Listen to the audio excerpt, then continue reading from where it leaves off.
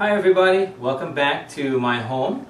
Tonight we're going to be making a Bolognese sauce. I had a request from a friend of ours on how I make my sauce for lasagna, and it's basically a Bolognese sauce. It was the traditional sauce for lasagnas, but what I'm going to make is actually my version of a Bolognese sauce. I think that there's about as many versions of Bolognese sauce as there are people making them. So this is my version of the Bolognese sauce. So what we're going to do first is we're going to introduce you to the ingredients. We're going to have our basic mirepoix, which is onions, carrots, and celery. 2 cloves of garlic that we're going to break up. 2 pounds of meat in this case. You can use any kind of meat that you want, but in this case I'm going to use ground beef and ground turkey. We're going to have a pound of mushrooms. This is what's not traditional in a Bolognese sauce. This is what I like to add on mine because I like to have a meaty taste, and I love mushrooms. We're going to also have thyme and oregano, 12 ounces of tomato paste, or 216 ounces of them, 1 14.5 ounce of a diced tomato, 1 cup of Cabernet Sauvignon, or whatever wine you prefer. I like this one. About a tablespoon of Worcestershire sauce. I'll figure out how to pronounce that someday. And then salt and pepper. Okay, so the first thing we're going to do is make our mirepoix. Mirepoix is a combination of onions, carrots, and celery, and it's usually in a ratio of two parts, 1 part, 1 part. So we're gonna, for this recipe, we're gonna have 2 cups of onions, 1 cup of carrot, and 1 cup of celery. So let me go ahead and show you how to prep them. All right, onion. Be very careful. Cut it along between the stem and the root, just like that. Take off the stem part.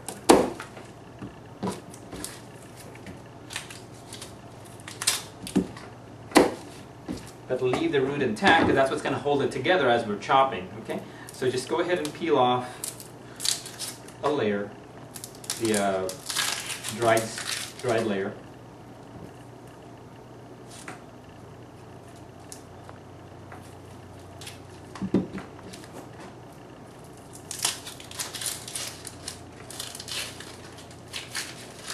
Okay, next thing we're going to do is we're going to dice this very finely. So what you're going to do is carefully just hold the onion flat like this and go across the bottom. It helps to have a sharp knife. I think my knife needs sharpening. Okay.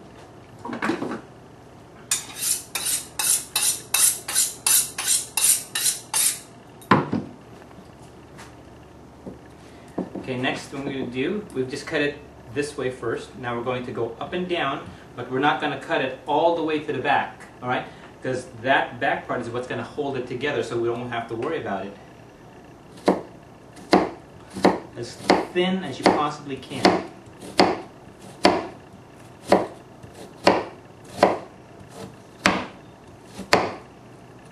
Okay? And then go down. Again, as thin as you possibly can. Watch your fingers.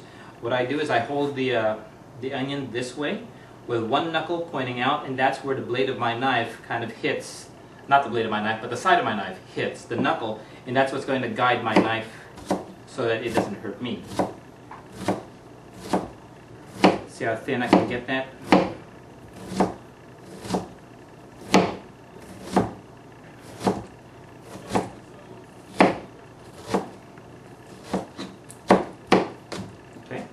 So that's 1.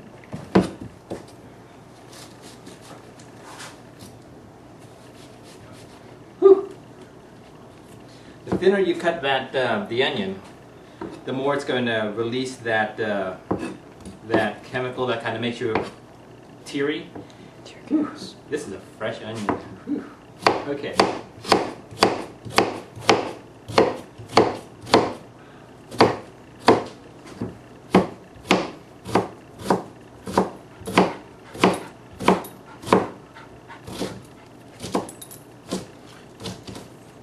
So 2 cups of onion is usually about 2 middle-sized, medium-sized onions. So I already had 1 cup already chopped.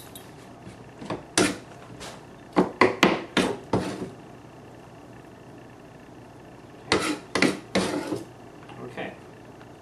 Celery, just break it off with the stalk. I washed this already. Chop off the end. You don't really need the leaves, the fronds. And let's go ahead and do this. Cut it to thirds and go down. Again, watch the hand. Grip it with 1 knuckle pointing out, so that kind of acts as a guide for your knife. And cut it or chop it as thin as you can.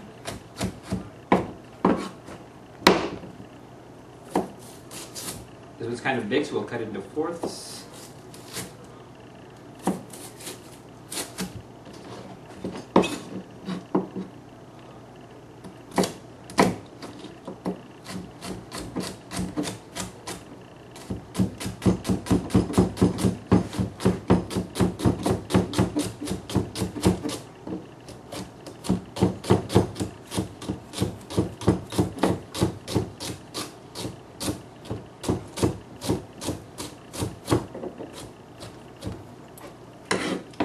One cup of celery is about 2 stalks.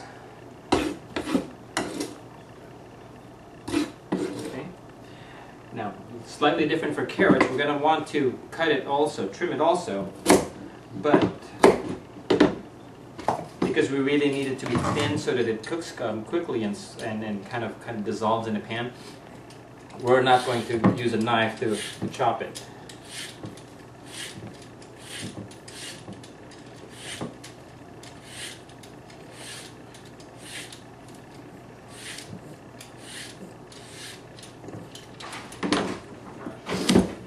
So instead what we're going to do is we're going to use, that's my wife by the way. Oh, sorry. Okay, so what we're going to do is we're going to go ahead and grate it. Just take your box grater, get it on a, I guess it's a larger side, and just go down.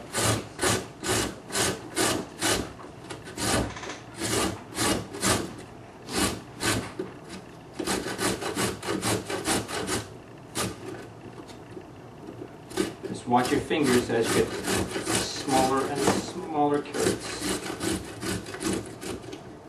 And 1 large carrot is going to give you the 1 cup.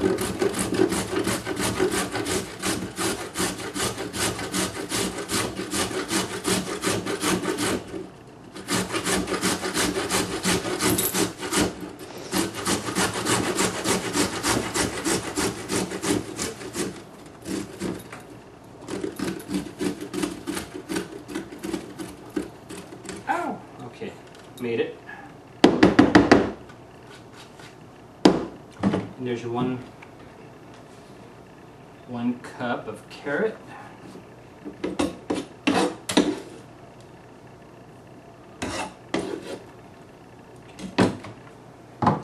Okay, next thing we're going to do is get our 3 cloves of garlic. Just take your garlic, put it on its side, push down until it breaks apart. Okay. Take away the paper skin and get the 3 largest that you can find. That works.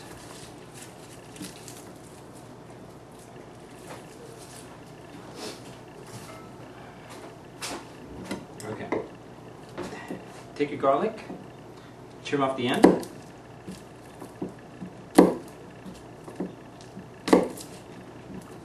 Discard those. Now just lightly crush the garlic.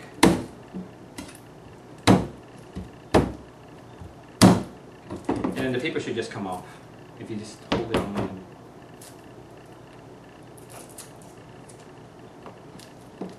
There it goes.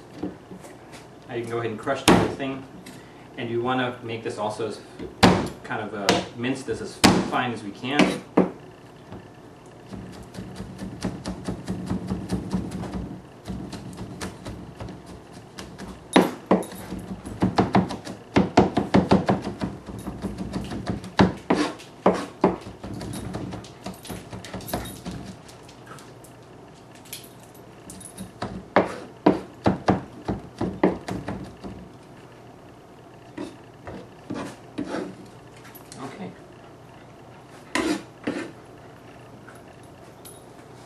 So there's our mirepoix. Okay, next thing we're going to do is we're going to go ahead and brown all of our meat. So we can get out of my pan. What you're going to need is a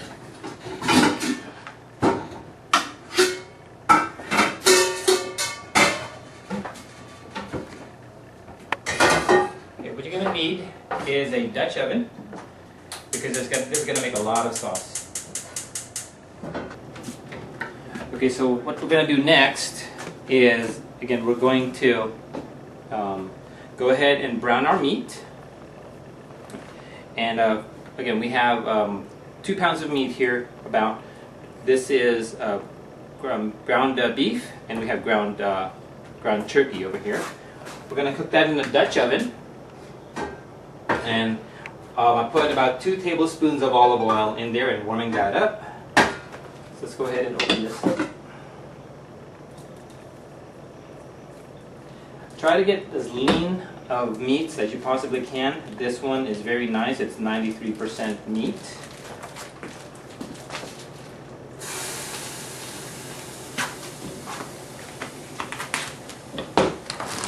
You can use any kind of meat that you like, that you prefer. It's going to determine the flavor, of course, of your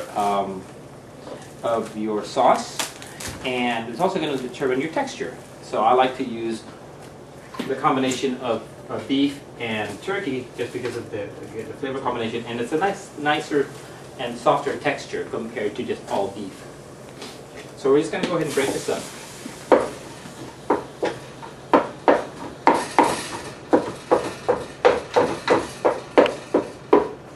Can you see okay in here? Turn this light on. Go. We're going to go ahead and break this up and brown the whole thing.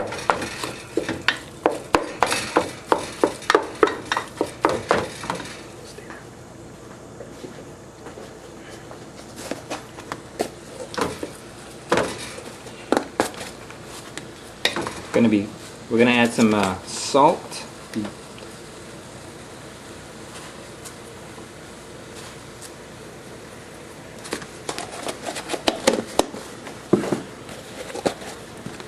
Pepper.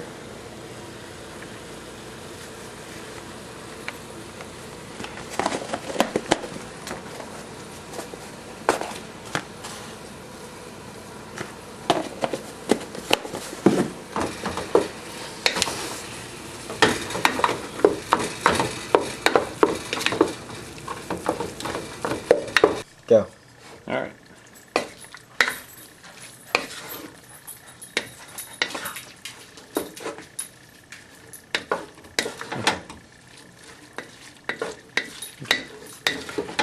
Okay.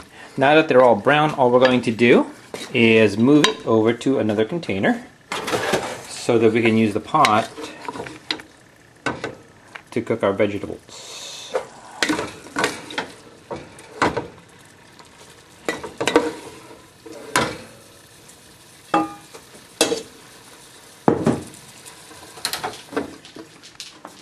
Put all that in here.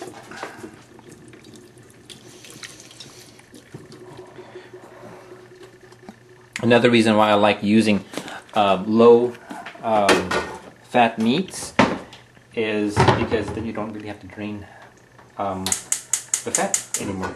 If you use ground beef that are like 20% fat, or turkey that's also pretty high in fat, then drain off the fat because you don't want that in your food. This is a low fat stuff, so we're going to be fine. Okay, so we're going to warm up our pan again. We're going to add another about a tablespoon or 2 of vegetable oil. Just coat the bottom. All right. Now we're going to add our vegetables.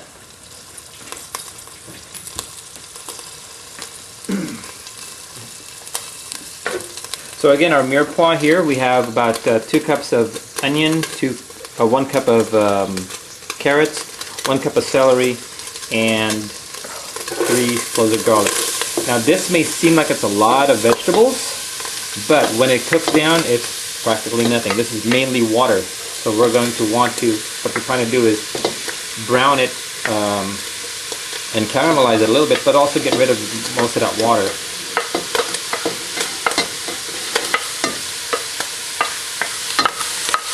sorry. There we go.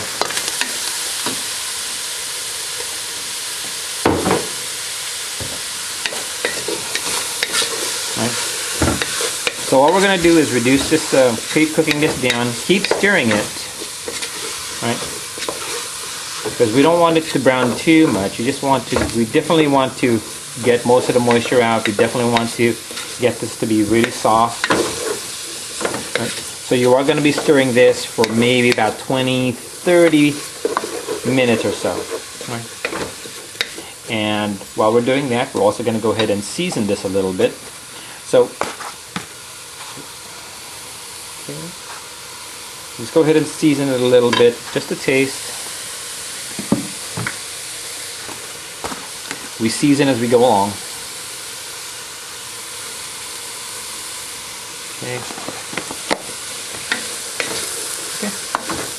All right, and I'll just keep stirring this until it's down to where we need it to be.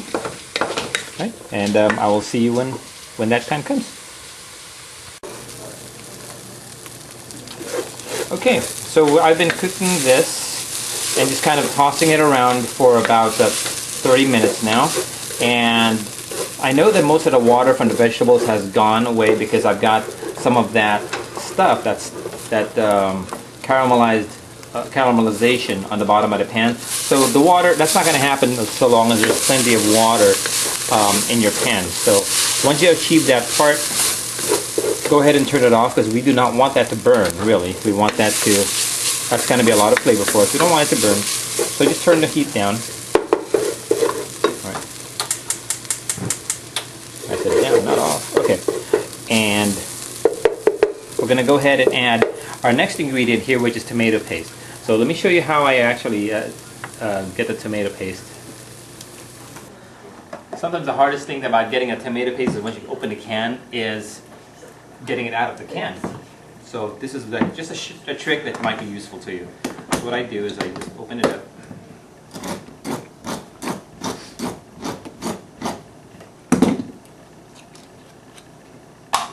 Turn it over. It's not going to come out. Take off the bottom, and then use that lid that you just cut off as a plunger to put all of that in.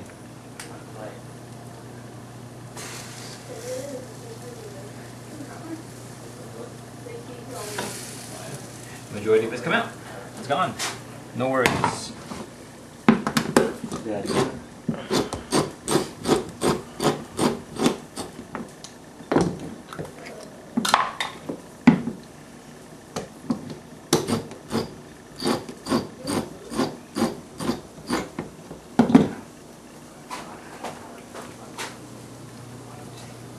Hey.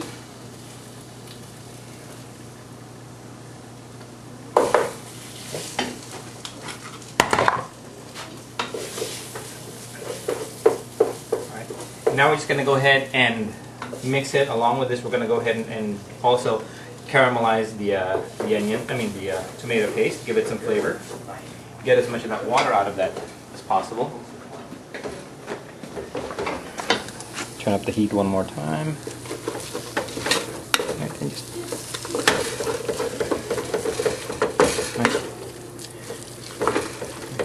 So we're going to go ahead and do this for about, say, 5 to 10 minutes, just to kind of dry out that tomato paste a little bit and also give it some roasted flavor. Right? So we'll come back. Okay. Hi everybody, we're back.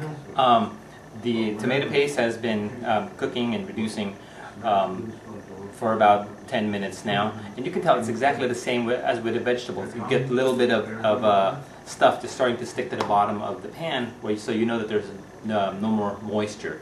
Alright, so the next thing we're going to do is take our mushrooms. So I've already pre-chopped some of those mushrooms. So I'm going to show you what to do with the mushrooms if you buy them whole. It's usually less expensive if you buy them whole. So first thing we're going to do is wash it.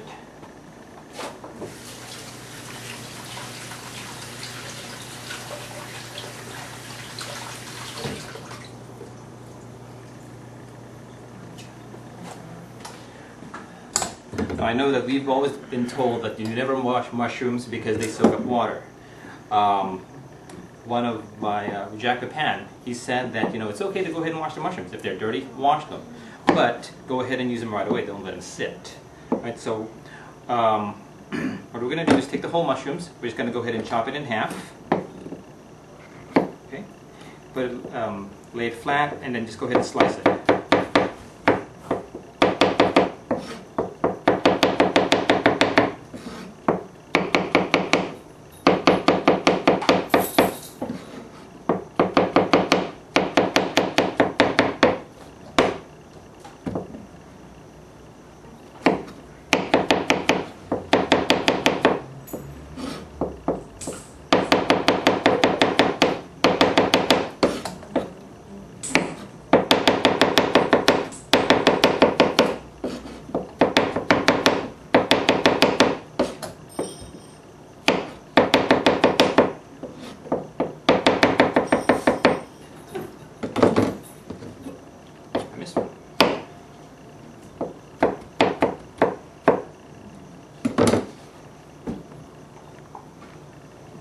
Go ahead and just set that aside for right now. So let's come back over here to the stove. So this is our dried up tomato paste. Okay. Got a little bit of a burned stuff right there. That should not happen if you're paying attention. I obviously had my attention distracted from the mushroom, but that's okay. That's not too bad. All right. So what we're going to do now is going to add our meat back in. Okay, along with all the juices that's accumulated. And stir that up.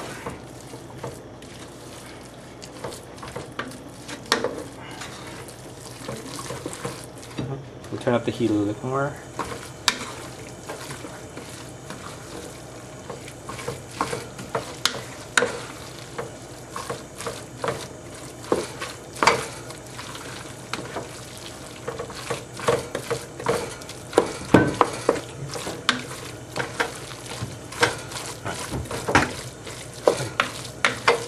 Okay, we're going to go ahead and now add 1 cup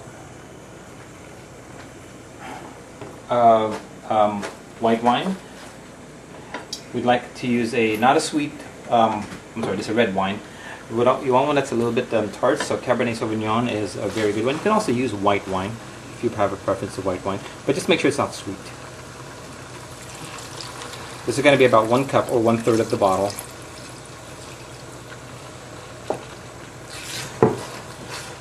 And you're going to use that wine to deglaze all of that stuff on the bottom. Yes, even that burnt stuff that I accidentally did. Don't do that. Do what I say, don't do what I do.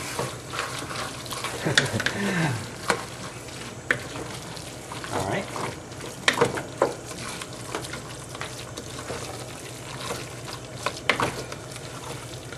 Okay. And then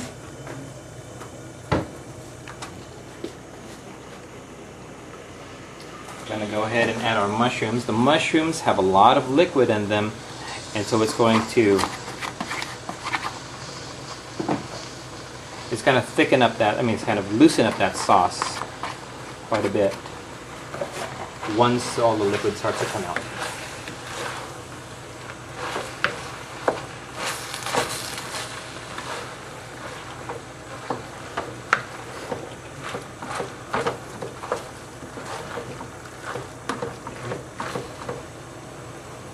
Next thing we're going to do is going to add a can of tomatoes.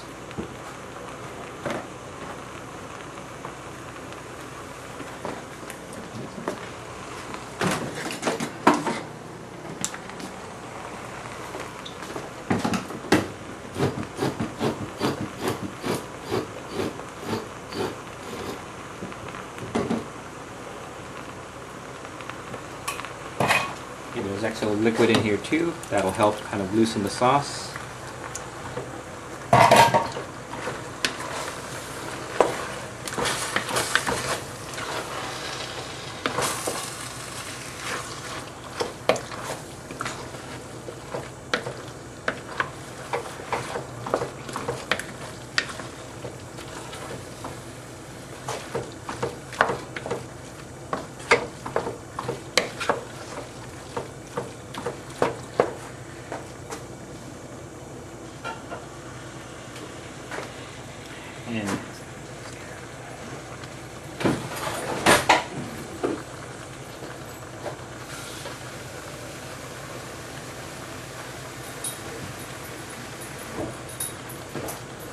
to add a cup of water. I'm sorry, this is 2 cups of water. The water will help prevent the bottom from burning, because we're going to have this thing simmer for quite a while. But then it's going to reduce. We're going to go ahead and reduce so we have the right thickness, right consistency. Okay.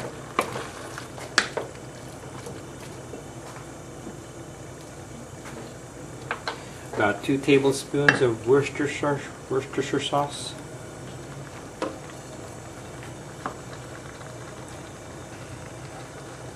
1, 2.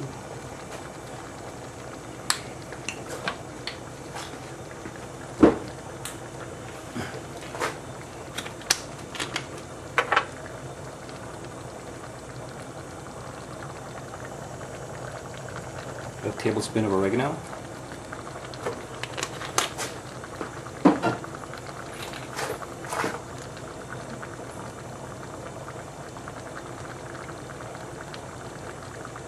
About a tablespoon of thyme.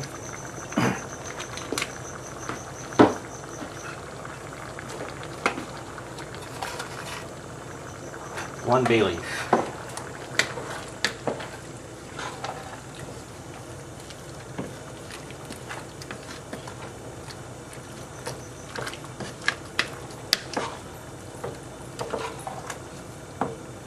Okay. I'm going to wait for this to reach the boiling point. Once it starts to boil, we're going to reduce the heat and just have it simmer.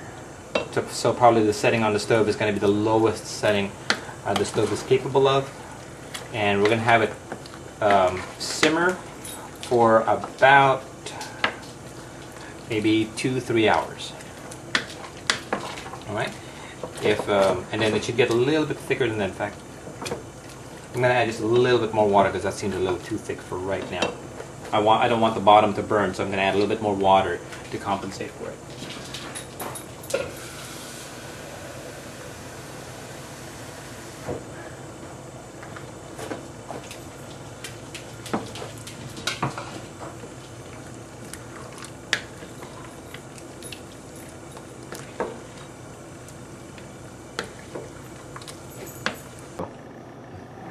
Hi, we're back. It's about 3 hours since I've had this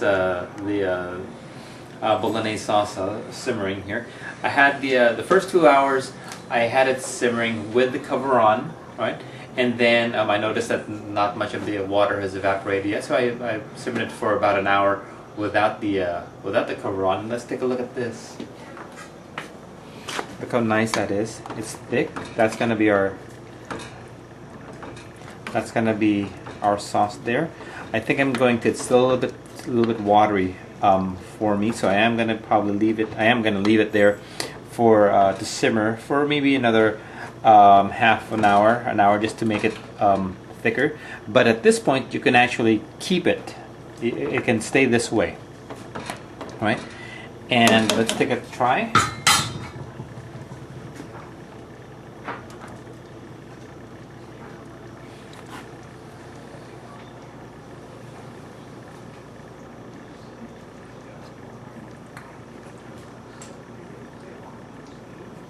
That's good.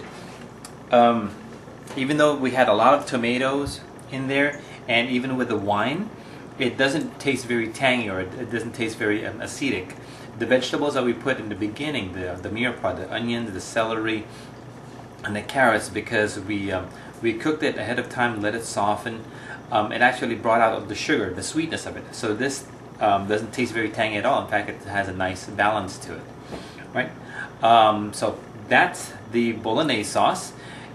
You can what you can do with this is you can actually use it as a base for lasagna, or you can use it with pasta. I think it's called the rigatoni. Those are the two pastas with a big hole in the middle, so that the sauce has a chance to go ahead and go inside the pasta. You can also use tagliatelle, which is the like the wide like they're spaghetti, but instead of being round, they're flat and wide and very wide, and so the sauce will cling to it.